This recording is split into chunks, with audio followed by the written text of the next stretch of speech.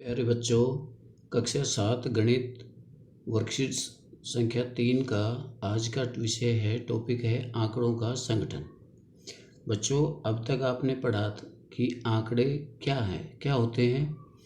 तो आपने पढ़ा था कि आंकड़े एक ही प्रकार की सूचनाओं को हम आंकड़े कहते हैं। जैसे आपकी कक्षा में कोई आकर के आपसे पूछे कि सभी अपनी अपनी उम्र बताइए, तो यदि 30 बच्चे हैं क्लास में तो हमें 30 जानकारियाँ मिलेंगी। एक ही प्रकार की जानकारियाँ हैं सारी, तो इनको हम आंकड़े कहते हैं। ऐसे आपसे कोई आपके एग्ज़ाम के मार्क्स पूछे तो आप अपने सभी मार्क्स बताएंगे, तो ये भी एक प्रकार की सूचना है, इनको हम आंकड़े कहते हैं। तो आंकड़े क्या हैं? एक ही प्रकार की सूचनाओं को, एक ही तरह की सूचनाओं को, ये नहीं है कि हम आपसे आंकड़े इकट्ठे कर रहे हैं आपकी एज के और आप उसमें अपनी हाइट बता दें, तो ये आंकड़े नहीं होंगे। आंकड़े एक ही प्रकार की सूचना होनी चाहिए सभी की। तो आंकड़े इकट्ठे करने के बाद इकट्ठे करते हैं हम, किस लिए इकट्ठे करते हैं कि उन आंकड़ों से कोई जानकारी प्राप्त करके और उसके बाद उसका कोई समाधान किया जाए। तो आंकड़ों को इकट्ठा करने के बाद दूसरा नंबर आता है कि आंकड़ों को हम व्यवस्थित करें या उनको संगठित करें। तो आइए देखते हैं हम आंकड़ों का संगठन या उनका व्यवस्थित करना क्या है। कक्षा 7 की अध्यापिका जानना चाहती थी कि उसकी कक्षा के कितने विद्यार्थी व्हाट्सएप पर कार्य पत्रक हल करके भेज रहे हैं।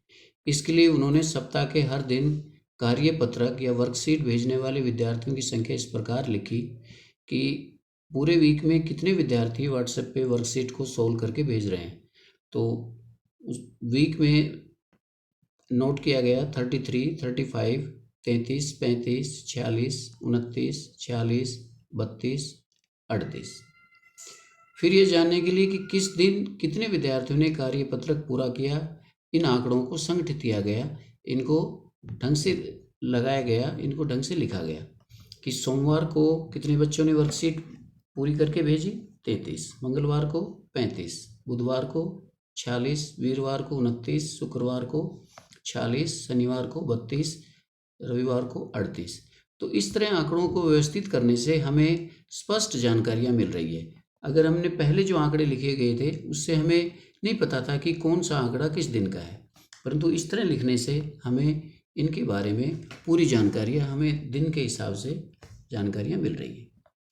अब दूसरा, अध्यापिका को पूरे सप्ताह में प्राप्त होने वाले औसत जो वर्कशीट हैं उसकी संख्या को विभाग को भेजना था, डिपार्टमेंट को आगे भेजना था कि आपके वीक की, सप्ताह की औसत वर्कशीट की संख्या क्या थी। तो आपके अध्यापिका ने क्या क्या होगा, पूरे सप्ताह के जो वर्कशीट थी उनको जोड़ करके और जितने दिनों की थी, 7 दिनों की वर्कशीट थी, 7 से इनको भाग कर दिया। तो कुल वर्कशीट को कुल दिनों से भाग करने से जो आंकड़ा हमें मिलता है उस आंकड़े को हम कहते हैं उन आंकड़ों का माध्य। तो माध्य होता है ये।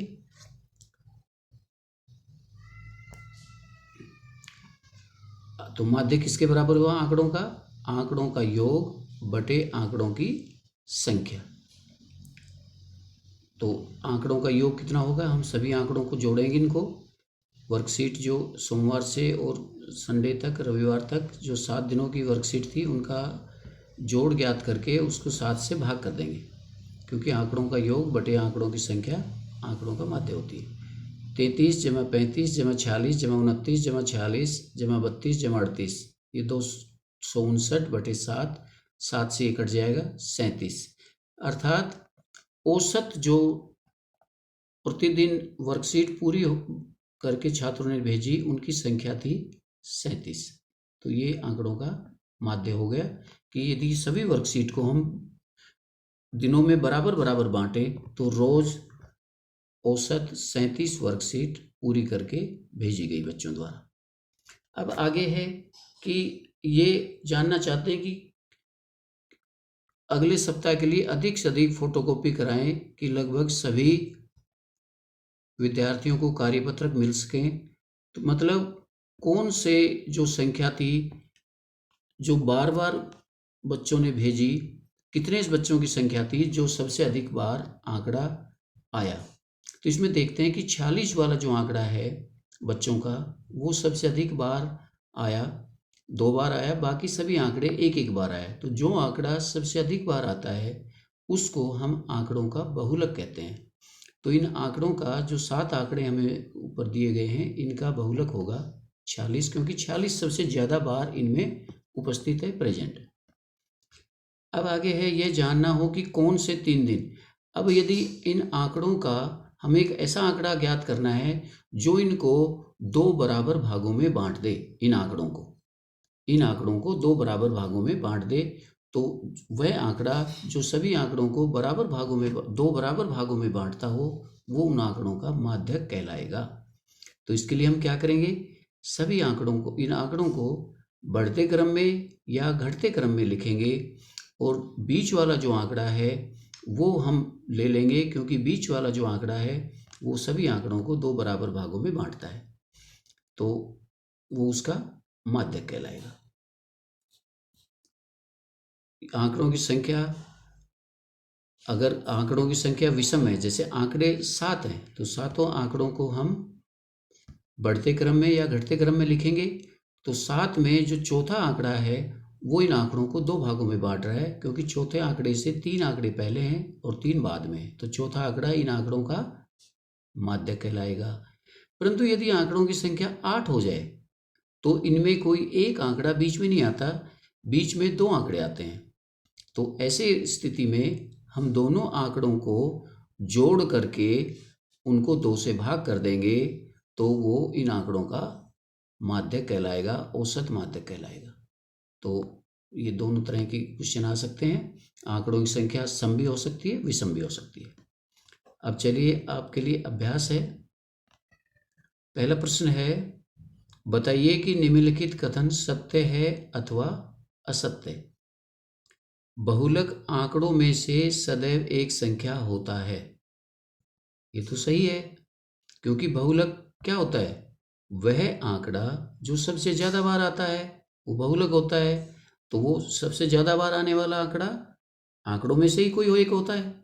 तो पहला वाला कथन जो है वो हमारा सही है।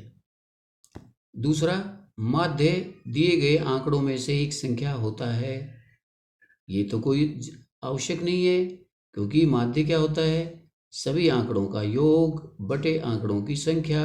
ये संख्या कोई भी हो सकती है, ये आंकड़ों में से भी कोई एक संख्या हो सकती है या उनसे बाहर की भी कोई संख्या हो सकती है। तो दूसरा वाला जो कथन है वो हमारा सही नहीं है। तीसरा, माध्यक आंकड़ों में से सदैव एक संख्या होता है, तो ये भी जरूरी नहीं है। अगर आंकड़ों की संख्या विषम है तो हमारा जो माध्यक है वो आंकड़ों में से ही एक आंकड़ा आएगा।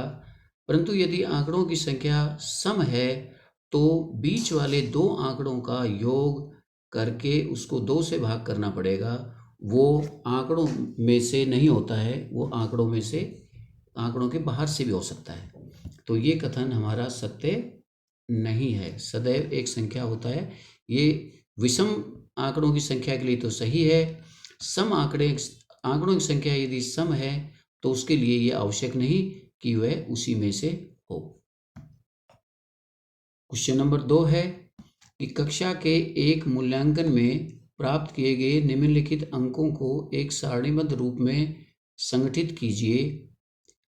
ये एक कक्षा के 20 छात्रों के प्राप्तांक दिए गए हैं कि 20 छात्रों ने 10 अंक का एक टेस्ट था, उसमें से ये अंक प्राप्त किए गए हैं और ये अंक लिखे गए हैं। पहले छात्र ने 4, दूसरे ने 6, 7, 5, 3, 5, इस तरह से 20 छात्रों के ये अंक दिए गए हैं 10 में से। तो इनको सबसे पहले तो एक सारणीबद्ध रूप में लिखना है। उसके बाद इन आंकड़ों का परिसर क्या है, इन आंकड़ों का अंकगणितीय माध्य, बहुलक और माध्यक ज्ञात करना है। तो इन आंकड़ों का हमें संगठित रूप में लिखना है, परिसर, माध्य, माध्यक और बहुलक ज्ञात करना है। देखिए कैसे ज्ञात करते हैं। तो सबसे पहले हम इनको सारणीबद्ध रूप में लिखेंगे। तो इन आंकड़ों को हमने एक सारणी बना ली। ऊपर हमने एक सारणी में लिखा कि प्राप्तांक कितने हैं। तो प्राप्तांक 1 से और 9 तक हैं बच्चों के। 1 से लेकर के 9 तक बच्चों ने अंक प्राप्त किए गए हैं। अब 1 अंक प्राप्त करने वाले विद्यार्थियों की संख्या कितनी है? 1 है। 2 अंक प्राप्त करने वाले विद्यार्थी 2 हैं। 3 अंक प्राप्त करने वाले विद्यार्थियों की संख्या 3 है, 1 है। 4 अंक प्राप्त करने वाले विद्यार्थियों की संख्या 3। 5 अंक प्राप्त करने वाले विद्यार्थी 5। 6 अंक प्राप्त करने वाले विद्यार्थी 4 हैं। और 7 अंक प्राप्त करने वाले विद्यार्थी 2। 8 अंक प्राप्त करने वाले 1। 9 अंक प्राप्त करने वाले विद्यार्थी 1 है। तो इसमें से हम देखते हैं इस सारणी से कि सबसे अधिक विद्यार्थियों ने कौन सा अंक प्राप्त किया। तो सबसे अधिक अंक क्या था? 5 अंक 5 विद्यार्थियों ने प्राप्त किया गया है। मतलब हमारा 5 वाला आंकड़ा सबसे ज़्यादा विद्यार्थियों ने प्राप्त किया। अतः इन आंकड़ों का बहुलक कितना हो जाएगा? 5 हो जाएगा। तो बहुलक इनका 5 हो जाएगा, क्योंकि 5 सबसे ज़्यादा बार आया या सबसे ज़्यादा विद्यार्थियों द्वारा पसंद किया गया या सबसे ज़्यादा विद्यार्थियों द्वारा अंक लिया गया, प्राप्त किया गया। तो ये इसका बहुलक है। अब आता है इसमें परिसर क्या होता है? आंकड़ों का परिसर। परिसर होता है आंकड़ों का अधिकतम आंकड़ा माइनस न्यूनतम आंकड़ा। इन आंकड़ों में सबसे अधिक, सबसे बड़ा जो आंकड़ा है उसमें से सबसे छोटा आंकड़ा यदि हम घटा दें तो आंकड़ों का परिसर आ जाएगा। परिसर को इंग्लिश में रेंज बोलते हैं। तो रेंज बराबर होती है maximum data minus minimum data. तो इन आंकड़ों में सबसे अधिकतम आंकड़ा कौन सा है? 9 है। सबसे न्यूनतम 1 है। तो इसका परिसर कितना हो गया? 8 हो गया। तो परिसर निकालने के लिए सबसे बड़े वाले में से सबसे छोटा घटा दीजिए, 8 हो गया। माध्य निकालना है इन आंकड़ों का। माध्य, तो माध्य भी हमने देखा था कि माध्य बराबर होता है आंकड़ों का योग बटे आंकड़ों की संख्या। तो हमारे आंकड़े जो 20 हैं, जो 20 प्राप्तांक हैं, उनका यदि हम योग करेंगे तो वो 100 आ जाएगा। आंकड़ों की संख्या कितनी है? 20 है। 100 को 20 से भाग करेंगे तो ये 5 आ जाएगा। तो आंकड़ों का माध्य 5 हो गया। अगला बहुलक। बहुलक मैंने अभी बताया कि जो आंकड़ा सबसे ज़्यादा बार आया, तो इन हमारे आंकड़ों में 5 जो है वो सबसे अधिक बार आया है। सबसे अधिक बार आने वाला आंकड़ा हमारा बहुलक कहलाता है। तो सबसे अधिक बार कौन आया? 5 आया। अतः बहुलक क्या हुआ? 5। अब है माध्यक। माध्यक क्या होता है? माध्यक यदि हमें आंकड़ों का निकालना है तो सबसे पहले क्या करेंगे? हम आंकड़ों को बढ़ते या घटते क्रम में लिखेंगे। उनको बढ़ते या घटते क्रम में लिख लेंगे। तो हम बढ़ते क्रम में लिख रहे हैं। सबसे पहले 1 अंक लिखा, 1, फिर 2 2 2 बार है, 3 4 4 4 5 5 5, ऐसे इन सभी आंकड़ों को बढ़ते क्रम में लिख लीजिए। जो 20 बच्चों के प्राप्तांक थे, इन सभी को बढ़ते क्रम या घटते क्रम में लिख दीजिए। बढ़ते क्रम में लिख लिया। अब इसमें विद्यार्थियों की संख्या या आंकड़ों की संख्या कितनी है? आंकड़ों की संख्या इसमें 20 है। और 20 क्या होता है? 20 होता है सम। सम होता है 20। तो सम है, तो इसका जो माध्यक है वो 1 नहीं होगा, उसको 2 आएंगे। मतलब आंकड़े 2 आएंगे बीच में। तो बीच के 2 आंकड़े क्या हैं? 5 और 5 है। इसके 9 आंकड़े इधर हैं, 9 आंकड़े इधर हैं। बीच में 2 आंकड़े बचेंगे, 1 नहीं बचेगा। अगर आंकड़ों की संख्या विषम होती तो बीच में 1 बचता है, जो कि माध्यक बन जाता है। परंतु सम आंकड़ों की संख्या होने पर बीच में 2 आंकड़े बचेंगे। तो इन दोनों में से हमारा माध्यक कौन होगा? इसके लिए हम दोनों को जोड़ करके और 2 से भाग कर देंगे। तो 5 + 5 बटे 2 बराबर 5 आ गए। तो 5 इसका माध्यक होगा। सम होने पर बीच में जो बचते हैं 2, उसको जोड़ करके और 2 से भाग करना होता है, परंतु उससे पहले बढ़ते क्रम या घटते क्रम में उसको लिख लेना होता है। तो ये आपकी वर्कशीट थी। आप इसको पूरा करेंगे और इसको अपने व्हाट्सएप ग्रुप में भेजेंगे। धन्यवाद।